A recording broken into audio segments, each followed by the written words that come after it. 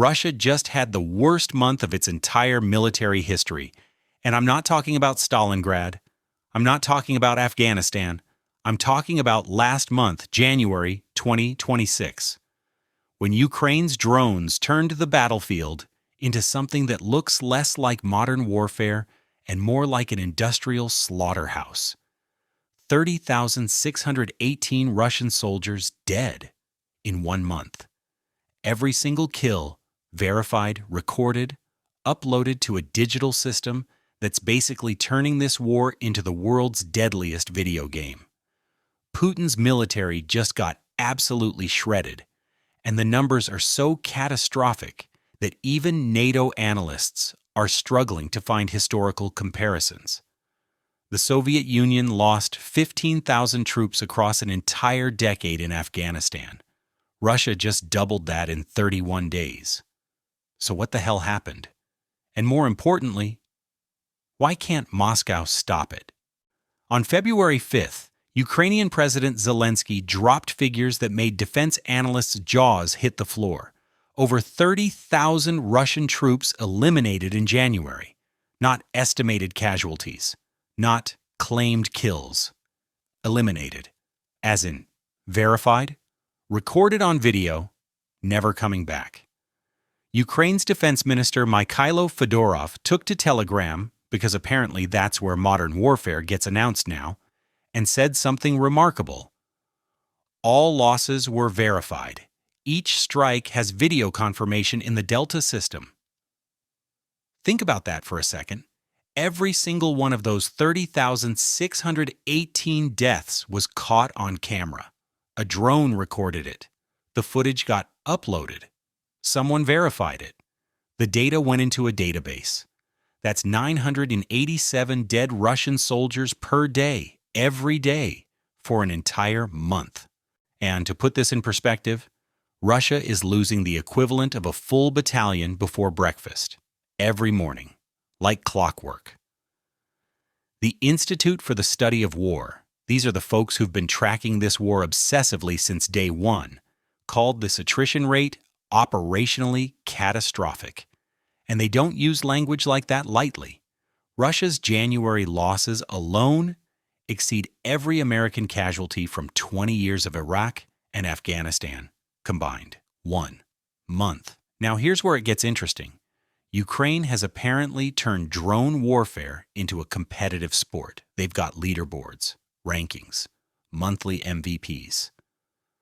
Fedorov revealed that the SBU's Special Unit Alpha won January, meaning they scored the highest verified kill count.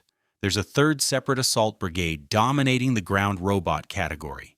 This isn't your grandfather's military anymore. Ukraine is running drone operations like an esports league, and Russian soldiers are the NPCs getting farmed for XP. But the killing spree isn't even the scariest part of this story. Most people have never heard of something called Delta. I hadn't either until I started digging into how Ukraine is pulling this off. And honestly, this system is probably the most important military innovation to come out of this war, maybe out of any war in the last 50 years. Delta stands for... Actually, it doesn't matter what it stands for. What matters is what it does. Imagine Google Maps.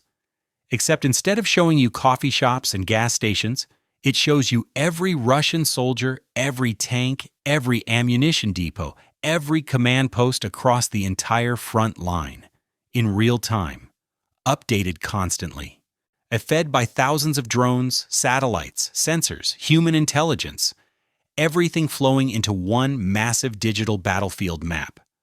Ukraine's former defense minister described it as a combat digital ecosystem that enables real-time battlefield awareness. That's the polite version.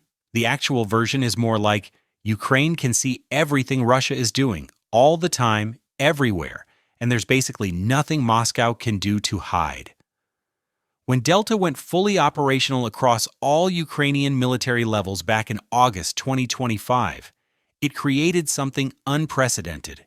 According to Ukraine's own Ministry of Defense, the system was processing around 2,000 Russian targets per day by late 2025. That's 730,000 verified targets annually.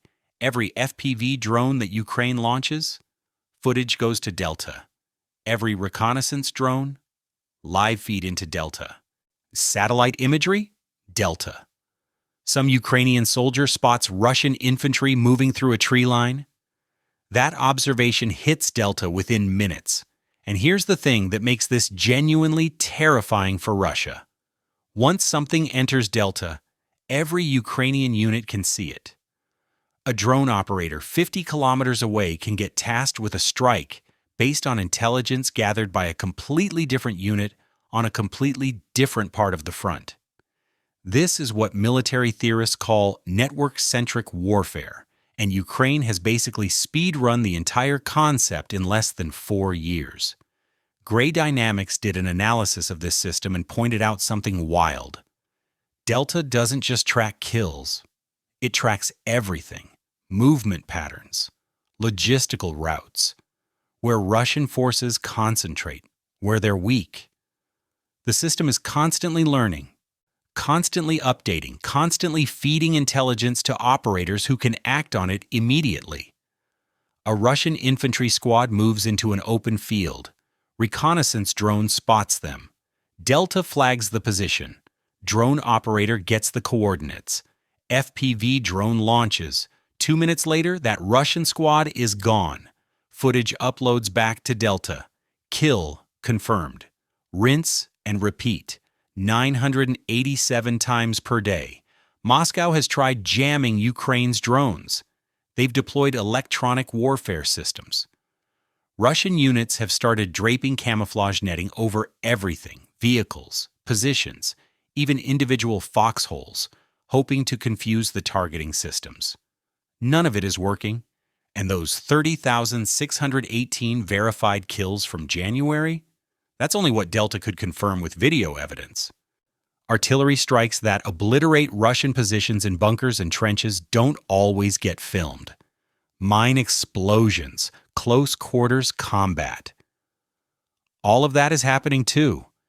It's just not getting counted because there's no drone footage.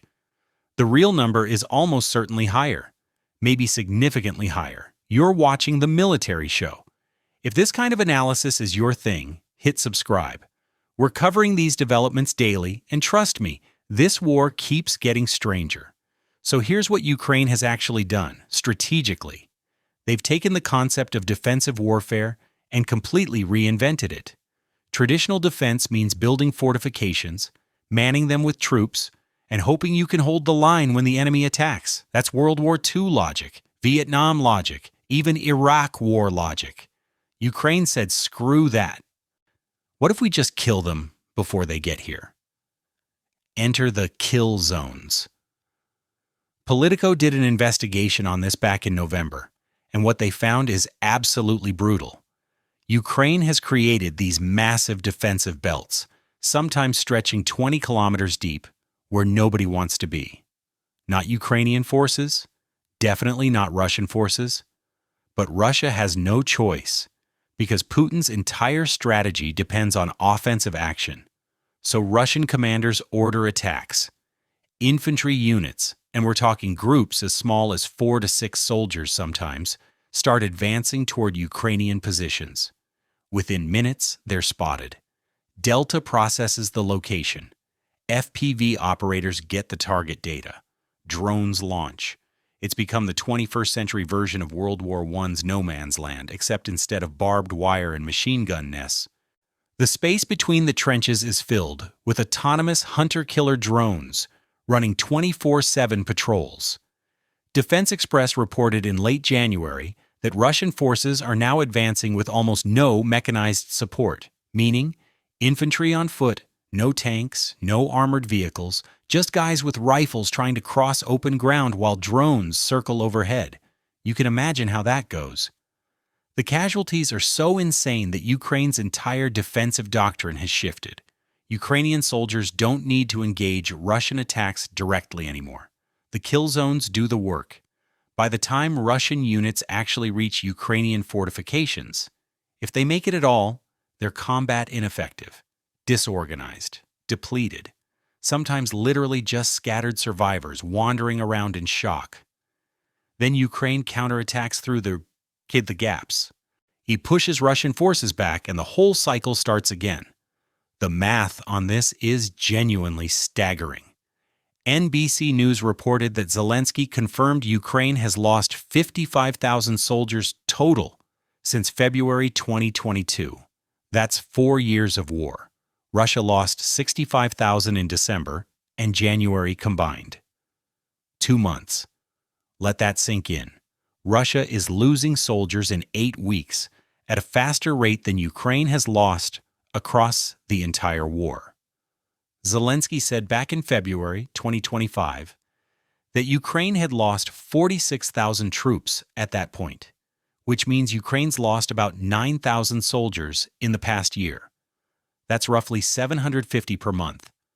Russia lost 40 times that in January alone. 40 times. Whatever Putin thought this war was going to be, it's not this. Ukraine completely changed the rules, and Moscow is still trying to fight like it's 1945. Okay, so 30,000 dead Russians per month sounds catastrophic, and it is. But here's the question that actually matters. Can Russia sustain this? The short answer is no. The longer answer is hell no. And here's why. Russia started this war in February 2022 with about 160,000 troops. Over the next 4 years, Moscow threw over 1.2 million soldiers into Ukraine. Most of them died or got maimed. Russia recruited another 1.2 million to replace them. Today, Russian forces in Ukraine total around 700,000. That sounds like a lot, right? Overwhelming numbers, classic Russian strategy, quantity has a quality all its own, blah, blah, blah. Except there's a problem. Russia is now losing soldiers faster than it can recruit them. Ukrainian analysts call this bending the curve, and it's the strategic inflection point that could actually end this war. Here's how the math breaks down. Russia set a recruitment goal of 400,000 new contract soldiers for 2026. That's about 33,300 per month. But according to the Kiev Independent, Russia only managed to recruit 27,400 soldiers in December. Ukraine killed 35,000 that same month. That's a net loss of 7,600 troops.